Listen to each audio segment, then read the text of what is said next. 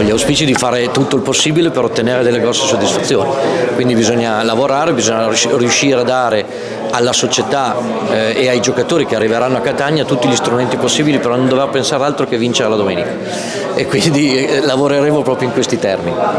Direttore, lei è stata la grande sorpresa di questa conferenza stampa, perché noi media avevamo indicato altri nomi e spuntato lei. Posso chiederla a questo punto quando c'è stato il contatto col direttore Garella, col vicepresidente Garella? Allora, il contatto già da un po', io seguivo anch'io tutti i nomi che uscivano, dicevo ma poi abbiamo volutamente tenuto non dico segreto, perché poi alla fine però riservato, perché era giusto che loro facessero tutti i loro percorsi, le loro decisioni, e ritenessero poi di scegliere la figura che in quel momento pensano sia la migliore. Io non ho mai fatto interviste, o volutamente sono stato lontano da questi oggetti. Avrà tempo per recuperare. Avremo tempo per recuperare. Adesso non ci sono più problemi, quindi non è stato reso nodo, ma semplicemente perché io non ho detto nulla, loro non hanno detto nulla, poi alla fine si è concretizzato. Direttore, però lei viene dall'esperienza di Parma, una esperienza molto positiva. Noi più volte abbiamo sottolineato che l'esempio doveva essere quello di Parma per la mentalità e la progettualità. Quali potrebbero essere di difficoltà in una realtà come Catania, che è economicamente e strutturalmente molto diversa da Parma?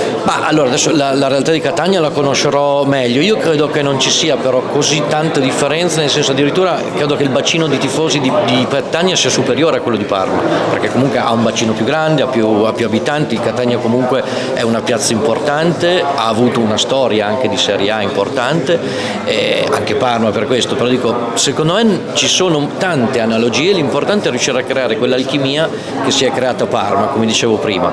Là avevamo veramente tutta una città che ci seguiva, e qui sarebbe bello poter fare lo stesso. Ho visto che comunque l'entusiasmo si è creato, noi facevamo in Serie D facciamo trasferte con 3.000 persone, con 3.000 tifosi al seguito, cosa che in Serie A poi non è più successo, c'era più gente in Serie D paradossalmente che in Serie A. Credo che Catania abbia delle potenzialità enormi, lo vedo perché da quando sono uscite adesso alcune news, mi stanno già scrivendo in tanti per venire a Catania, quindi devo dire che Catania, al di là della serie, è una piazza che attira. Questa è una domanda che dovremmo fare più all'amministro delegato, al vicepresidente, ma la facciamo anche a lei. Okay. Ma l'enigma allenatore quando verrà scelto? Perché 3 nomi per una panchina, da cosa dipende questa indecisione? No, allora adesso questa è una cosa che ha seguito Vincenzo in particolare, quindi faccio fatica a rispondere. L'unica cosa che effettivamente prima magari non è stato precisato: noi in questo momento abbiamo un problema di non poter tesserare nessuno, perché finché la FIGC non ci dà l'affiliazione, però degli accordi chiaramente il direttore sportivo sta già lavorando. Dal 28, che c'è il primo consiglio federale, sperando che già decidano lì e non ci facciano aspettare fino al 3 agosto, cominceremo a ufficializzare.